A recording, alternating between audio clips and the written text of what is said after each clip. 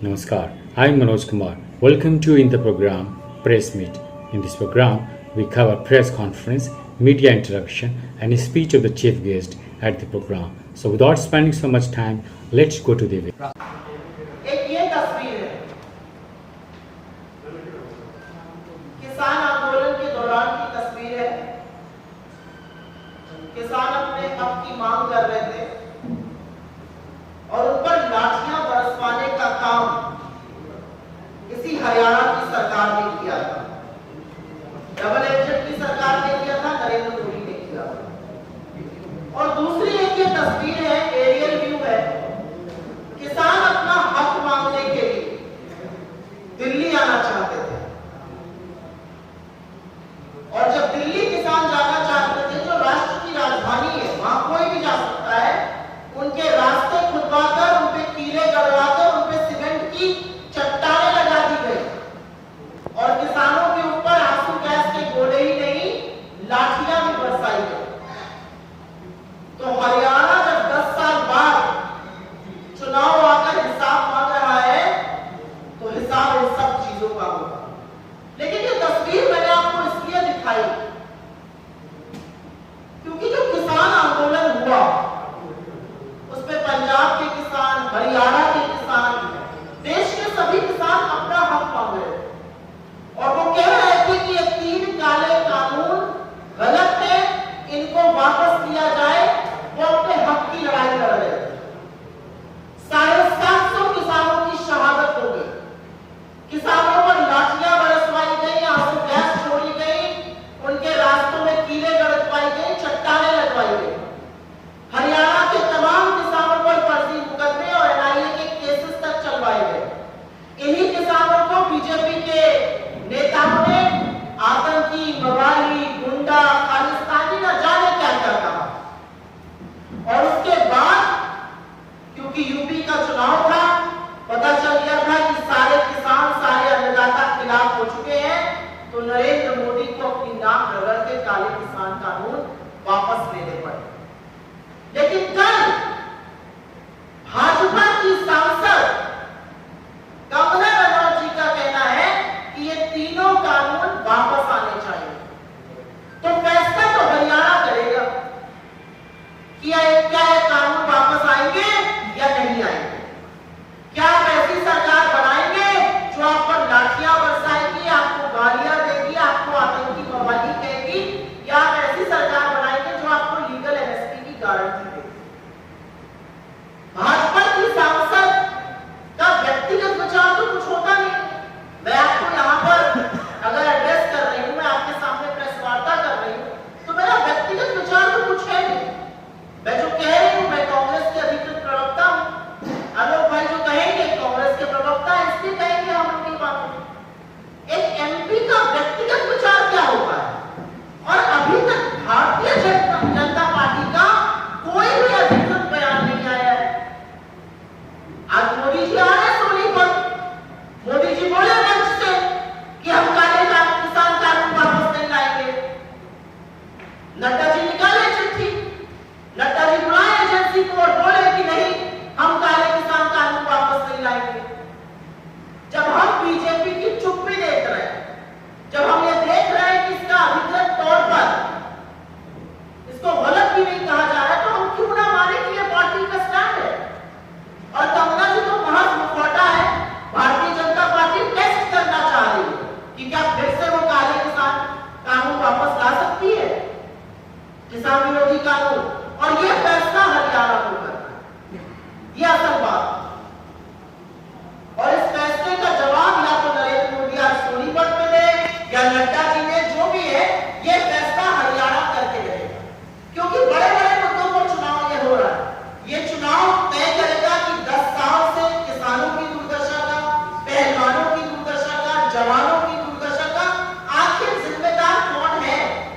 और मैं सिलसिलेवार तरीके से आपके सामने बात कर लेती हूँ। किसानों से बात शुरू हुई है तो किसानों की ही बात कर ली जाती है।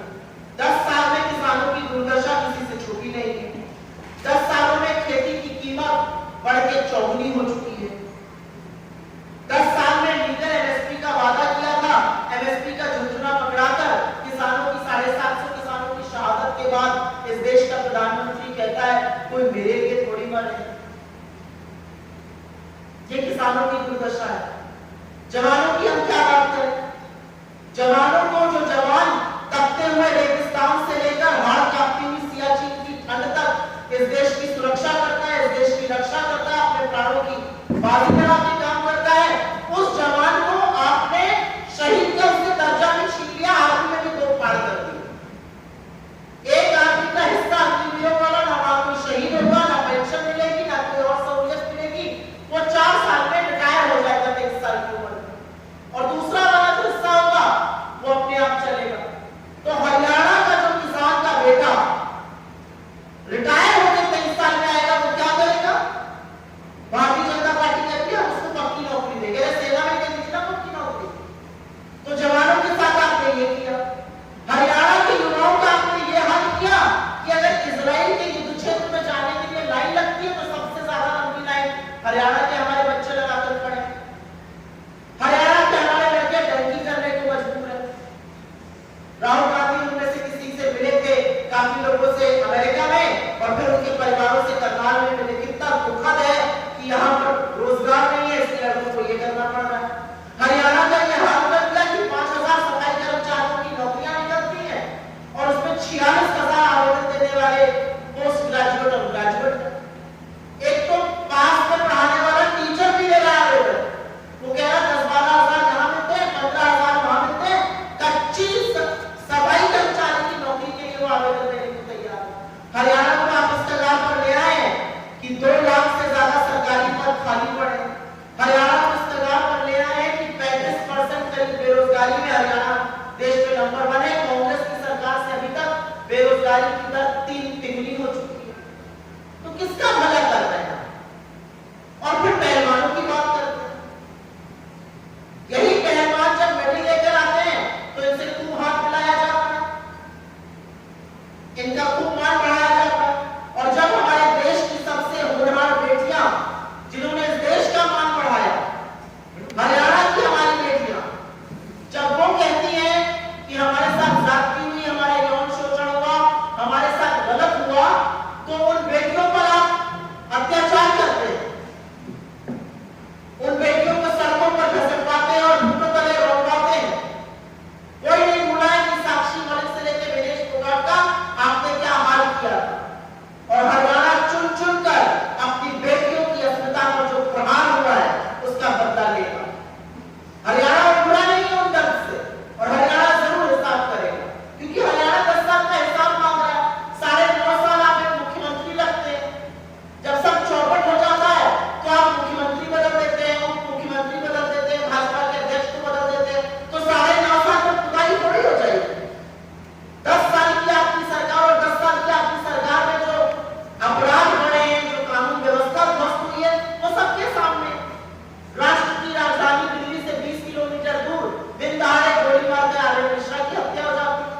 न्यू और गुरुग्राम जैसी जगहें धू-धू करके बिल्कुल ध्वस्त कानून व्यवस्था में जल उठती। ये किया आपने 10 साल में हरियाणा में 10 साल में आपने युवाओं का भविष्य इस कदर चौपट किया है कि ड्रग्स की प्रॉब्लम आज हरियाणा में पंजाब से ज्यादा है। अगर ड्रग ओवरडोज से मौत के मामले देखे जाएं तो हरियाणा पंजाब से आगे। क्या बख्शा है आपने हरियाणा में? हरियाणा में शिक्षा के पद खाली है, स्वास्थ्य विभाग में पद खाली है, तमाम सरकारी नौकरियां खाली। क्यों खाली है ये पद? क्यों नहीं ये पद भरे जा रहे हैं?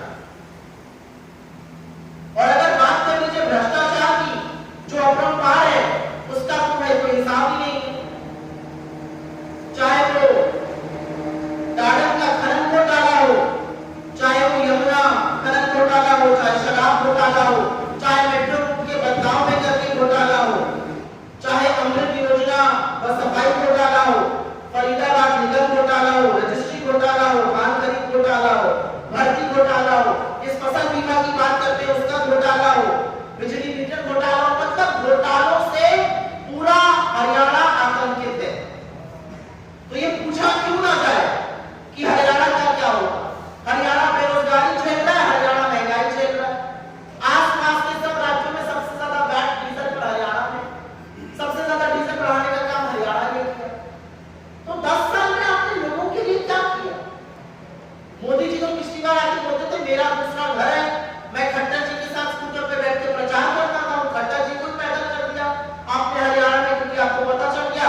खट्टर जी ने हरियाणा चौपट कर दिया, लेकिन खट्टर जी को बदलने का प्रायश्चित तो जनता आपको करवा कर रही, ये हम सबका मानना है। और अगर कांग्रेस के शासनकाल से ये लोग कंपेयर करने पर भी आ जाए तो कहीं पर भी नहीं। मैंने अभी आपसे कहा बेरोजगारी 3 गुना बढ़ी है, हमने कितने ही सरकारी स्कूल खोले, इन्होंने 5000 स्कूल बंद कर दिए। हमने युवाओं को सेना में भर्ती करने का हौसला दिया, आपने वहां पर से 23 साल की उम्र में रिटायर घोषित कर दिया। जिन किसानों को इस देश का गौरव माना जाता है, उन्हीं किसानों के बेटों से उनकी लाठियों से पिटवाने का आपने कुकर्म किया। तो मेरा अपना मानना है कि हरियाणा बहुत सारी चीजों का हिसाब करेगा, और हिसाब की लाइन में जब हरियाणा सवाल पूछेगा तो जरूर बीजेपी की जमानत जब्त होने वाली है। लेकिन क्योंकि उनकी बात करी हमने, हम जरूर आपके माध्यम से जनता को और लोगों को बताना चाहते हैं कि कांग्रेस का क्या संकल्प है और हम क्या गारंटी लेकर आए हैं। और हमारी गारंटी होती है, हमारे जुमले नहीं होते। हम किसी की तरह 2 करोड़ रोजगार सालाना, 15 लाख आपके बैंक अकाउंट में 4 तारे तोड़ के लाऊंगा, हम ऐसी कोई बात नहीं करते। हम हर वो बात करते हैं जो हम पूरी कर सकते हैं। हमारी सरकारें चाहे तेलंगाना में हो, चाहे कर्नाटका में हो, चाहे हिमाचल में हो, चाहे जो हमारी सरकारें राजस्थान और छत्तीसगढ़ में थी, जो हमने कहा वो हमने पूरा किया। हमने अगर फ्री महिला की बस सेवा कही तो पूरी करी, हमने महिला के अकाउंट में पैसा डालने की बात पूरी करी, हमने तेलंगाना में रिकॉर्ड एमएसपी पे खरीद करी, छत्तीसगढ़ में करी थी, हमने चिरंजीवी योजना लागू करी, हमने ओपीएस लागू किया, हमने ये सब करके दिखाया है। और इसलिए हमारा ट्रैक रिकॉर्ड है गवर्नेंस का। महिलाओं की बात करनी इसलिए जरूरी क्योंकि ये देश की आधी आबादी है, और महिला मुखिया के खाते में 2000 रुपए जब जाएगा तो उससे ना सिर्फ सुरक्षित होगी बल्कि सशक्त भी होगी। 500 रुपए में गैस सिलेंडर की बात हमने राजस्थान में करके दिखाई है, और हम हरियाणा में भी करेंगे। बात तो मोदी जी भी कर रहे हैं, लेकिन यही वाला राजस्थान में भी हुआ। राजस्थान में भी कहते थे कि आपको 500 में सिलेंडर मिलेगा, आज तक मिला नहीं। हम 6000 रुपए की वृद्ध पेंशन, बुढ़ापा पेंशन, 6000 रुपए की दिव्यांग पेंशन और 6000 रुपए की विधवा पेंशन की बात कर रहे हैं। हम ओपीएस को बहाल करेंगे, क्योंकि एनपीएस, यूपीएस और ओपीएस के डिबेट से भाजपा भले भागना चाहे, लेकिन कर्मचारियों का मानना है कि उनके लिए सबसे ज्यादा हितकारी ओपीएस है। हमने अपने राज्यों में, हिमाचल में, छत्तीसगढ़ में, राजस्थान में करके दिखाया है, और हम दोबारा से करेंगे। यहाँ पर युवाओं के लिए जो हम 2 लाख पद खाली पड़े, उनकी जॉब कैलेंडर वाइज नियुक्ति की जाएगी। हरियाणा को नशा मुक्त बनाने के लिए मुहिम चलाई जाएगी। 300 यूनिट बिजली की फ्री इसलिए दी जाएगी क्योंकि जो लोग बेरोजगारी और महंगाई का दोहरा दंश झेल रहे हैं, दोहरा दर्द झेल रहे हैं, उनको थोड़ी सी मदद मिल सके। ये वाली दोनों स्कीमें हम कर्नाटका में और तेलंगाना में चलाते हैं। 25 लाख तक की चिरंजीवी योजना हम राजस्थान में चलाते थे, बहुत सफल योजना थी। इस योजना की शुरुआत हमने की थी, आज भी ये योजना चल रही है क्योंकि इससे आम आदमी को फायदा मिल रहा है। हम 25 लाख की हेल्थ सुरक्षा योजना हरियाणा में चलाना चाहते हैं। गरीबों को उनके सिर पर छत मिले, 100 गज का प्लॉट 3.5 लाख की लागत पे 2 कमरों का मकान बन के मिलेगा। एमएसपी की कानूनी गारंटी, ये किसानों के लिए बहुत बड़ा वादा है कि हमने 24 में भी किया था और हमने देखा कि लोग हमारे साथ उठ खड़े हुए। एमएसपी की कानूनी गारंटी मिलना जरूरी है। इस देश के 750 किसानों की जिस मुद्दे पर शहादत हो जाए, उस मुद्दे से मुंह नहीं मोड़ सकती है बीजेपी, और हम एमएसपी की कानूनी गारंटी देंगे और तत्काल फसल का मुआवजा की बात है। जातिगत जनगणना, ये हमारी एक बड़ी मुहिम पूरे देश में है, जिससे कि दलितों, पिछड़ों, आदिवासियों, वंचितों, शोषित समाज को उनका हक मिल सके। हमें पता चल सके कि कहां पर क्या कमी है और किस हिसाब से नीति निर्माण होना चाहिए। जातिगत जनगणना की बात है, और क्रीमी लेयर की सीमा 10 लाख रुपए की जाएगी। ये हमारी बड़ी गारंटी, बड़े वादे हैं हरियाणा के लिए। हमारा अपना मानना है कि हरियाणा इस देश की राजनीति में, इस देश के सामाजिक तौर पर एक केंद्र बिंदु है। हरियाणा इस देश की दिशा और दशा कई बार तय कर चुका है। हरियाणा ने 2 बार बीजेपी को मौका देकर देखा और दोनों बार निराशा ही हाथ लगी है, और हरियाणा परिवर्तन का मन बना चुका है। कांग्रेस ने, कांग्रेस के नेतृत्व में, हमारे यहाँ की लीडरशिप में, राहुल गांधी